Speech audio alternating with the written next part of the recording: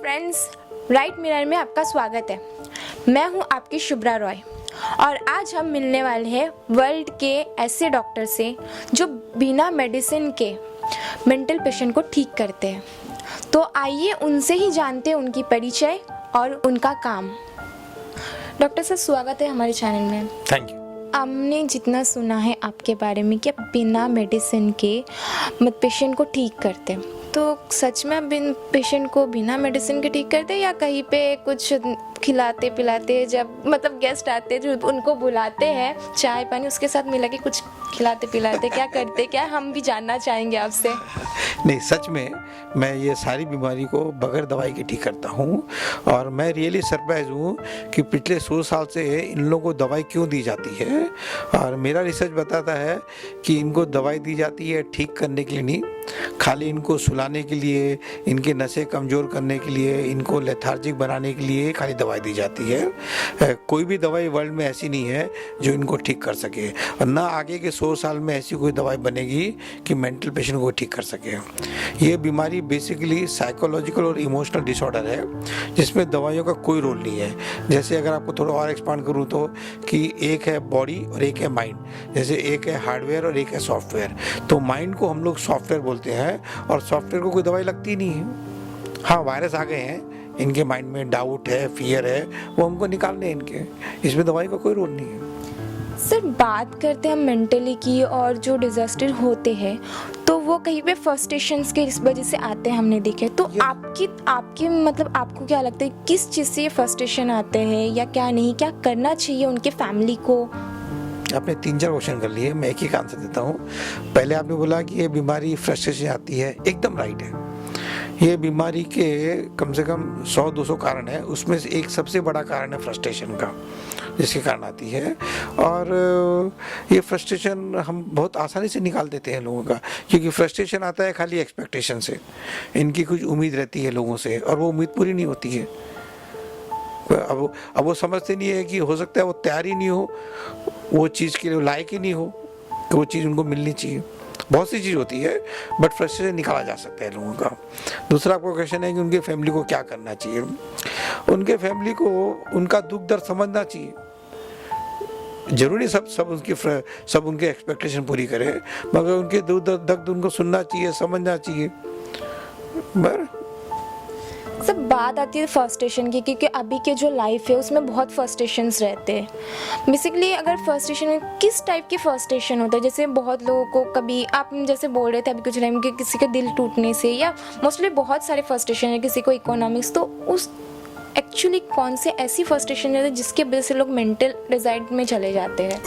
नहीं, ऐसा बोलना मुश्किल है, मगर एक चीज़ है कि अगर आप किसी से भी कुछ उम्मीद करोगे तो आपका फ्रस्ट्रेशन आएगा। तो ये उम्मीद करना ही गलत है। मैं बोलूँगा संभावना में जियो। संभावना में जियो कि आपके पेरेंट्स आपको प्यार करेंगे। संभावना में जियो कि आप जो लड़के से प्यार करते हो, जो लड़की से प्यार करते हो, वो आपका सक्सेसफुल होएगा। संभावना में जीना ज़्यादा अच्छा है बनिस्बत एक्सपेक्टेशन करने का। इस मेंटल बीमारी का कारण क्या है, ये हम आपसे जानना चाहेंगे। अभी तक का ज़्यादातर लोगों को सोचना था कि मेंटल बीमारी दिमाग में कुछ केमिकल लोचा हो गया है, उसके कारण होती है, और दिमाग ही कारण समझा जा रहा था। मैं बोलूँगा 40% कारण दिमाग है, वीक दिमाग है। जिसका भी माइंड वीक हो जाता है उसको बीमारी आती है, मगर मोर देन अराउंड 60% कारण इसका है दिल टूट जाना। जब लोगों का रिलेशनशिप में दिल टूट जाता है तभी बीमारी आती है। सब मेंटल हेल्थ के जो इश्यूज होते हैं उसमें कौन से बीमारी आते हैं उसके अंडर में?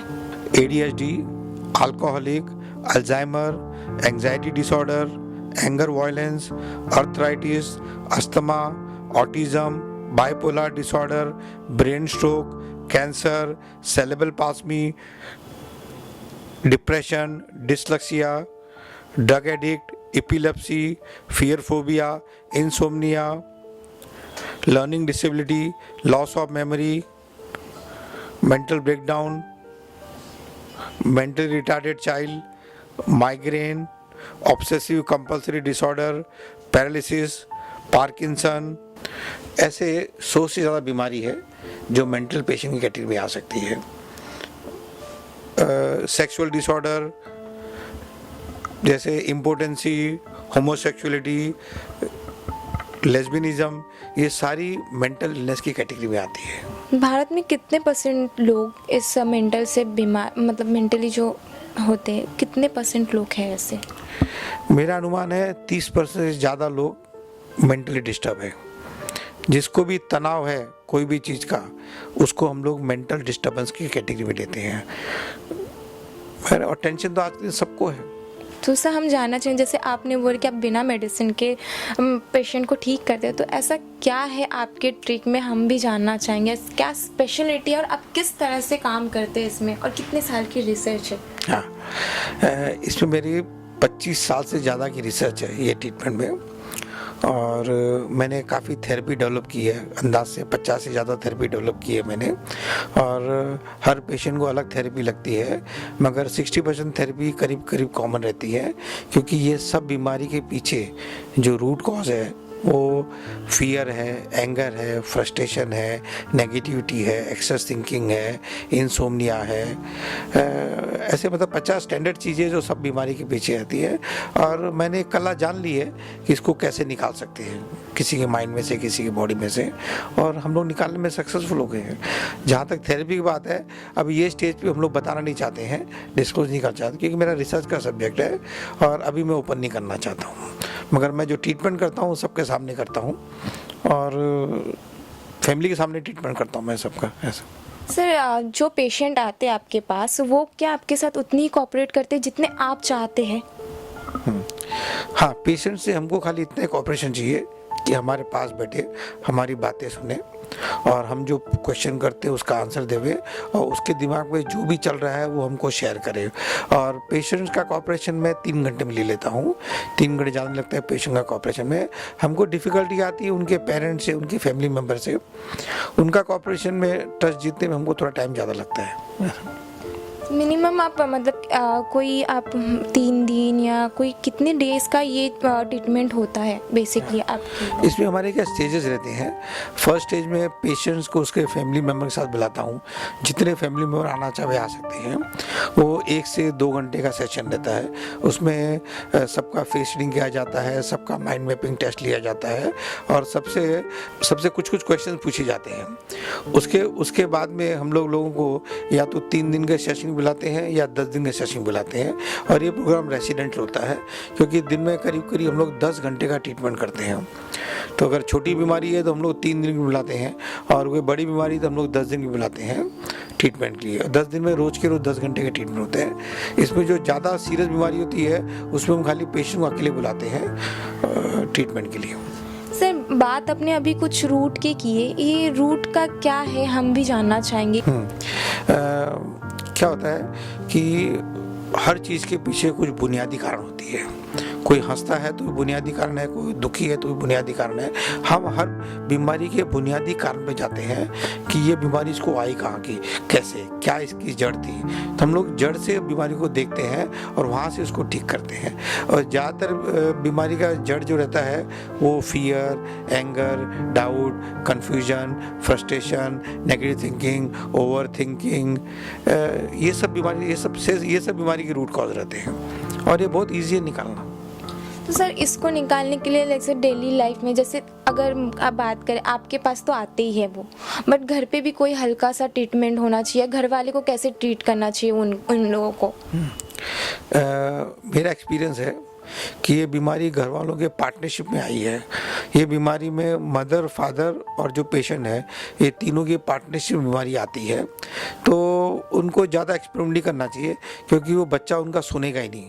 वो जो बोलेंगे बच्चा उसका एग्जैक्टली ऑपोजिट बात करेगा और कोऑपरेट नहीं करेगा, क्योंकि वो उनसे ही तो खफा है, तो उनसे कोऑपरेट नहीं करेगा, और हमसे वो लोग कोऑपरेट करते हैं। इसलिए हमारे पास ही आना चाहिए इनिशिएटिव। और जितनी जल्दी आते हैं उतने कमती समय लगता है इसको ठीक करने में, और जितना लेट करते हैं वो लोग आने में उतना समय ज़्यादा लगता है। दूसरा, जितना दवाई खा के आते हैं उतना समय हमको ज़्यादा लगता है। जितना कमती दवाई खा के आते हैं हम उतना जल्दी उनको ठीक करते हैं। मतलब हम बोल सकते हैं कि कहीं पे दवाई का साइड इफ़ेक्ट भी होते हैं इससे? दवाइयों का खाली साइड इफ़ेक्ट है। दवाइयाँ उसको सुलाती है, खाली उसके नसों को कमज़ोर करती है, उसको लेथार्जी करती है, उसकी मेमोरी ख़राब करती है।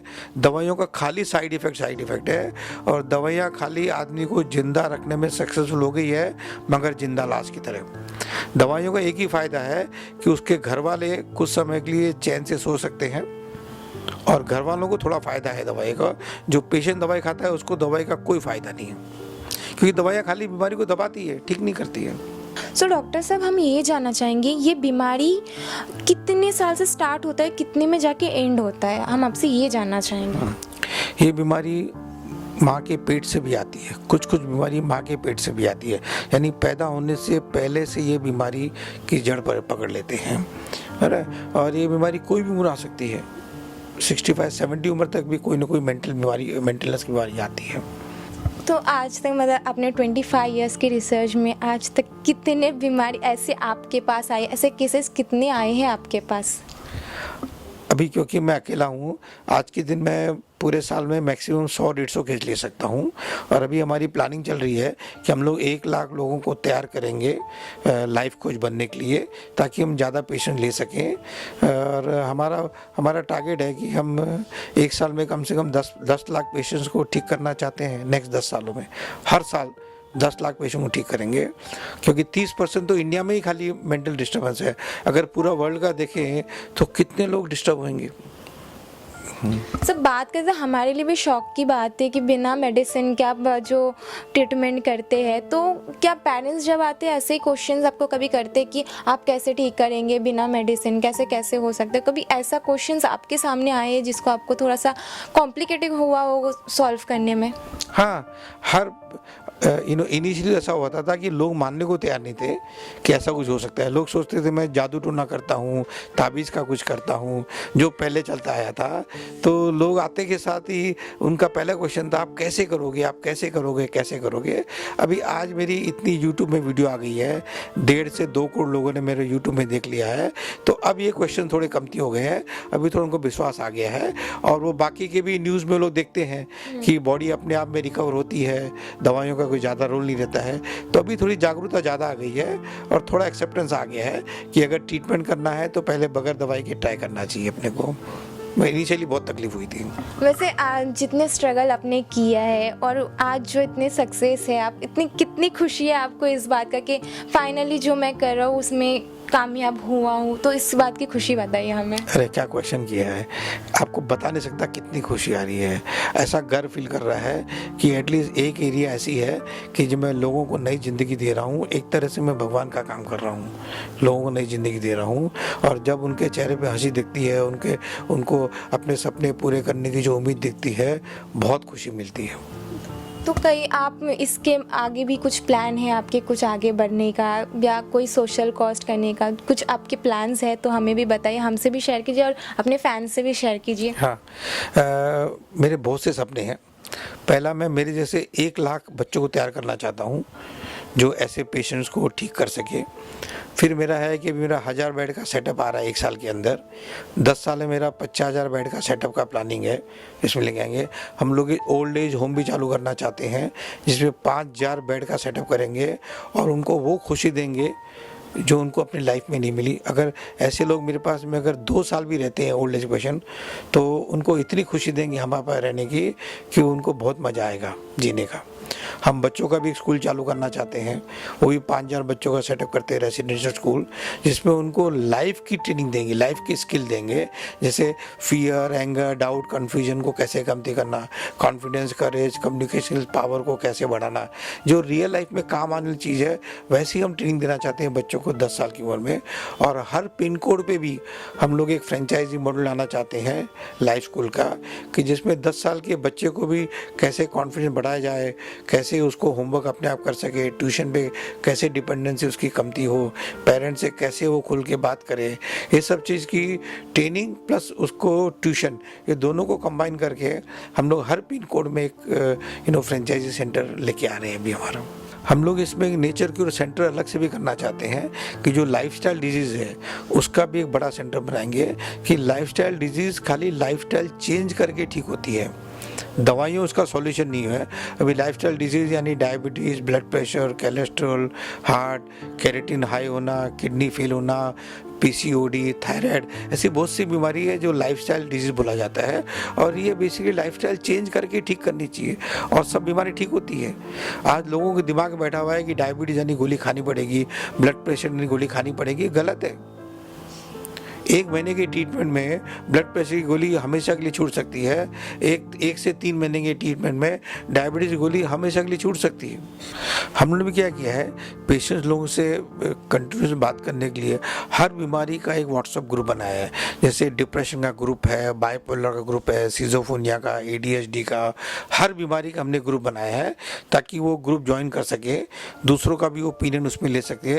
और हमारे बारे में हम कुछ कई फ्री ट्रेनिंग वहाँ पे उसमें डालते रहेंगे उनके एजुकेशन के लिए। और ये ग्रुप की मेंबरशिप फ्री है, कोई भी जो बीमार है वो ज्वाइन कर सकता है या उनके फैमिली मेंबर ज्वाइन कर सकते हैं ग्रुप को। और रही बात कुछ टिप्स की, तो हमें क्या टिप्स देंगे जो आपके फैंस है जिसको मेंटली जो है उसके ऊपर क्या टिप्स देंगे, और डेली लाइफ की हेल्थ के लिए क्या टिप्स देंगे आप? मैं तो एक टिप दूंगा कि हर आदमी को याद रखना चाहिए कि वो पैदा क्यों हुआ है। मेरे हिसाब से हर इंसान पैदा हुआ है मज़ा करने के लिए, मगर आज के दिन हर आदमी हर चीज़ को सीरियस ले रहा है। पढ़ाई में सीरियस है, काम करने में सीरियस है, हर पेरेंट्स कुछ बोल देते हैं उसको सीरियस लेता है। हर चीज़ को लेट गो करना चाहिए, एंजॉय करना चाहिए लाइफ को। आजकल शायद वो तो चीज़ भूल चुके हैं, बट आप क्या बोलना चाहेंगे? तो इन्जॉयमेंट, और मोस्ट ऑफली हम लोग ने केसेस देखे हैं कि अगर पेरेंट्स कुछ बोल दे तो सुसाइड अटेम्प्ट कर लिया, और कुछ भी हो तो मतलब आजकल फैमिली को डराने की बात चलते। तो इस जो ऐसे सोचने वाले हैं उसके लिए क्या मैसेज देना चाहेंगे आप? पहली बात तो जिसका माइंड वीक होता है और जो दुखी होता है वही ये सब चीज़ करता है। और ज़्यादातर लोग इनिशियली धमकी देने के लिए करते हैं, मगर कभी कभी फ्रस्ट्रेशन इतना बढ़ जाता है और बेवकूफ़ों की ज़िंदगी रहती है कईयों की, तो लोग कर भी लेते हैं। और मैं तो बोलूँगा ये बेवकूफ़ी ज़िंदगी है, क्योंकि समझते नहीं सुसाइड करने से होगा क्या, वापस पैदा होना पड़ेगा। अभी इतने सारे ऐसे बोलते हैं 84 करोड़ जीवन के बाद में ये मनुष्य मिला है, अब वापस वो वापस जानवरों की ज़िंदगी में जाने की बात कर रहे हैं। वो भगवान बोलेगा तेरे को इतना अच्छा मौका दिया कुछ अच्छा कुछ करने के लिए, तो कोई लायक ही नहीं है, वापस उसको कोई जानवर बना देगा उसको। ये सबसे इम्पोर्टेंट चीज़ है कि लोग पुरानी बातों को भूलते नहीं, और वो बहुत इंपॉर्टेंट है। पागलपन में सबसे बड़ा कारण है कि लोगों की लाइफ में जितने फेलियर हुए, रिजेक्शंस हुए हैं, वो लोगों को भूलते नहीं, अपने आप भूलते नहीं। वो यही मैसेज रहेगा कि जैसी लाइफ है ऐसे एक्सेप्ट करो। ऐसे बोलना चाहिए कि रिजेक्शन को भी रिजेक्शन को एक्सेप्ट करो, यस, फेलियर को भी एक्सेप्ट करो। इसमें से भी कुछ सीखने के लिए सीखो, इसमें से कुछ भी।